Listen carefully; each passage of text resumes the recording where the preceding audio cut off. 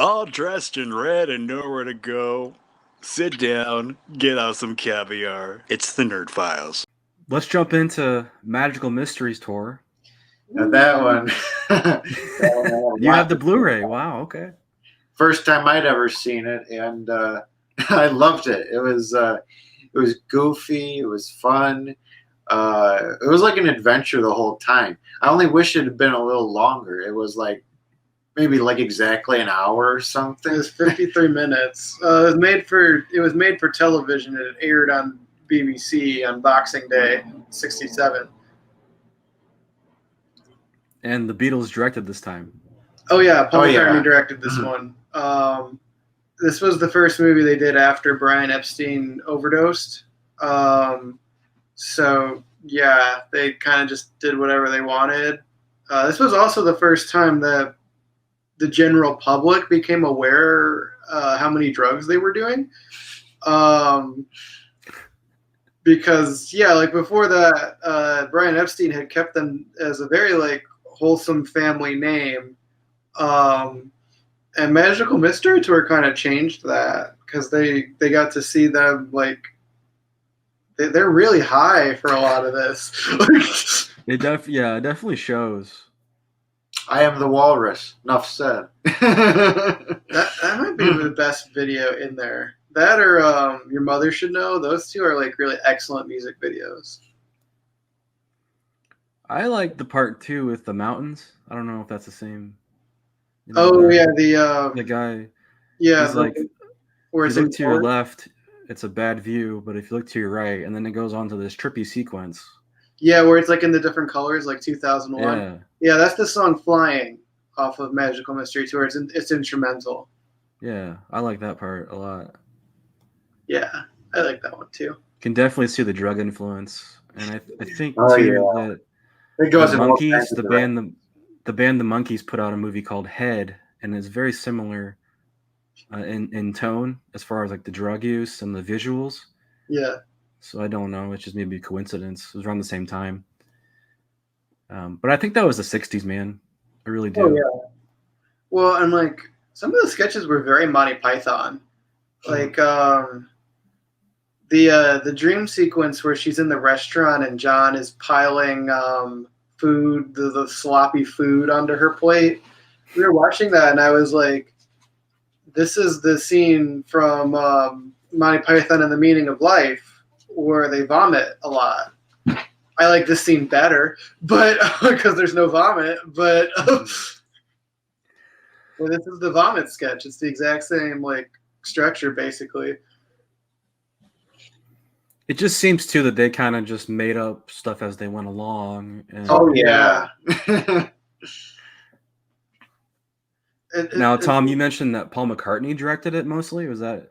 Yeah, that's my understanding. Is that Paul was the one who was like really directing it. Obviously, he had no experience, so like, it's kind of jarring when you like watch them in order, and you watch the first two that are directed by Richard Lester, who's like an actual director, and like they had an actual screenwriter, and then you get into this one where they're like, "No, we're gonna do it. Don't worry." And some, I mean, a lot of the movie looks like, you know, like a home movie. And then then there's parts where obviously, like the end with the whole dance sequence, like obviously that was, you know, you had to put a little planning into that. So I thought it was just a fun movie. No, I think that was at an airfield, air base that they filmed the finale at. I have no idea, but that sounds like I mean, it looked like one to me, like a run strip, a big area, you know. Oh yeah, it does. Yeah, it was a big area. I just love that like sequence. It's so cool. I have a funny story about the stripper scene. Oh yeah, do tell. Yes, okay, do tell. So Mom had only seen Magical Mysteries Tour at Beatles Fest. Which is like a convention that they put together for Beatles paraphernalia and whatnot. So she got Magical Mystery Tour on VHS from Beatles Fest, and then we went home to watch it, and apparently I was about 5.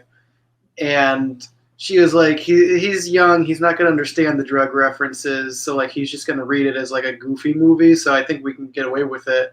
And then there's the scene where they go and they watch the stripper, and she was like, okay, we're never watching this one again. Like, did your mom forget about that part? well, no, they cut the scene out for the Beatles Fest audience because it's playing to like, it's playing for families and stuff. So like they just cut that scene. It's just not in it when they show it at Beatles Fest. Oh, wow. So now, is there a lot of special features on the Blu-ray? I never really looked. There's a commentary. Oh, director's commentary by Paul McCartney. The Making of Magical Mystery Tour. I actually haven't watched any of these. That sounds pretty cool. Yeah. Well, it was funny. I got a. I actually had this movie on DVD because I wanted to see it, and I didn't realize it was like kind of like a VHS bootleg. Like they had just taken it from VHS and copied it over to a DVD. So the quality was terrible. I mean, like, I don't know what they filmed it on. It looks like at most 16 millimeter. And so like that like transfer to the VHS and then to the DVD, like you could barely see anything. It was so terrible. Wow. This one looks really good. I mean, by comparison, it still doesn't look anywhere near as good as the first two, of course. But like, and it has it has the letter boxing for the TV. Yeah. I just wonder if how much footage they cut out. Oh yeah, because they probably just like went. Yeah, what kind of bloopers they have? Be kind of funny. But I mean, the album was a hit, right? It was huge, massive hit. I mean, I feel like all of their albums were hits. I mean, like, they're all great. So right, true. Maybe not with the Beatles. I don't really like that one as much as the other ones, but. Well, any other thoughts on Magical Mystery Tour? It's kind of a short movie, and just a fun little psychedelic adventure. I love Ringo's aunt.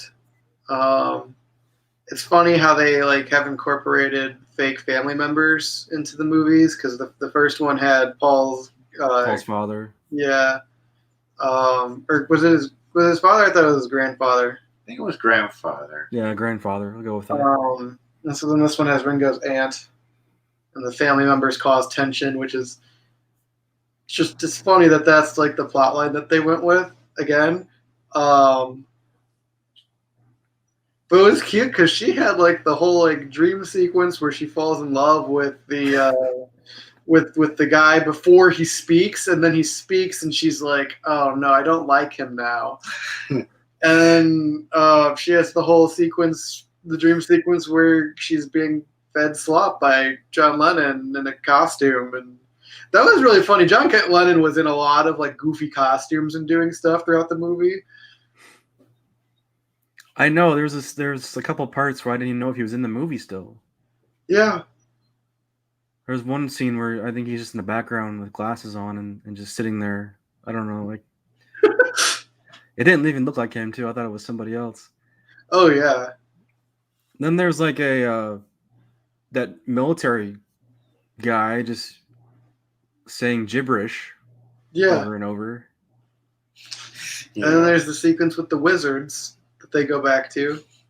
There's two scenes of them as wizards. With somebody else, I don't know who that was. It's a weird movie. It's a weird movie. Like, it was very weird, but fun.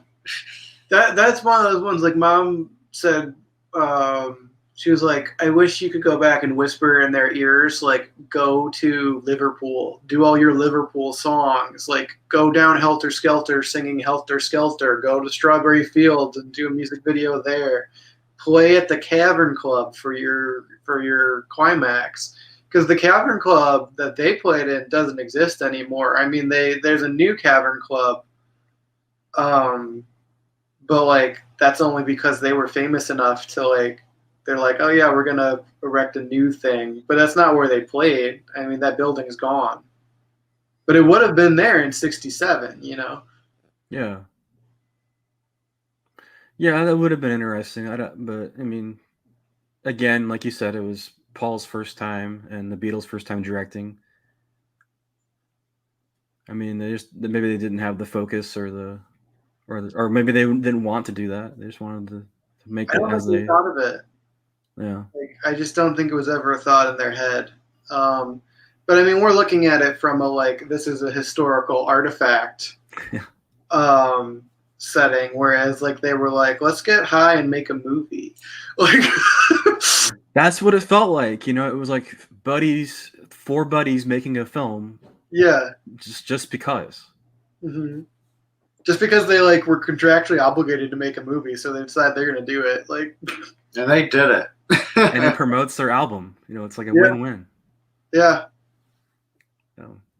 Yeah, this is a weird like kind of stepchild for like I feel like the five because it's like it's the only one that's not professionally produced, and it definitely feels like it. But it also it's like all the movies have like the like Beatles charisma and like sense of humor, and this is like raw Beatles charisma, sense of humor, and they're like really stoned comedy. That is true.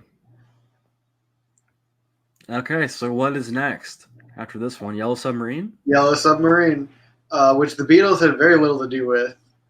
They show up for the scene at the end, and obviously they agreed to let them use their music, but they didn't do their voices in the movie. Still, I love this one. This one was my favorite as a kid. And it is very trippy. It's the trippiest of them all. Well, we look forward to it. It'll be in May. We'll do another video of Yellow Submarine. Yeah.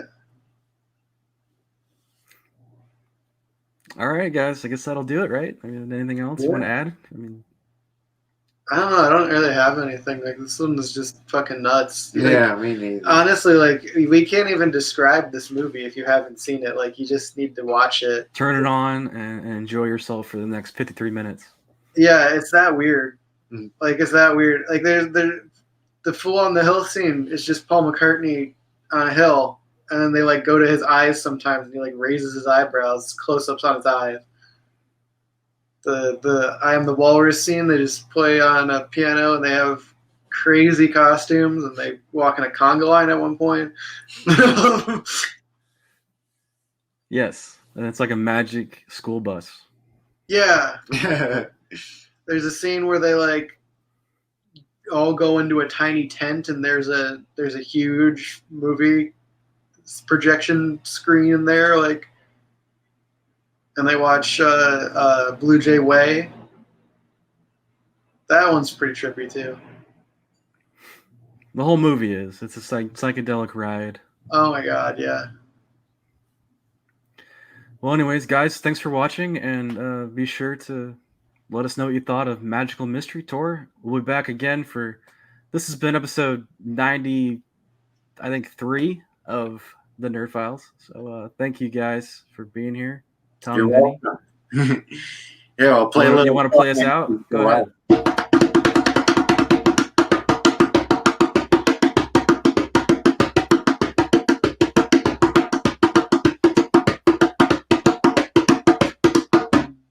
See you next time.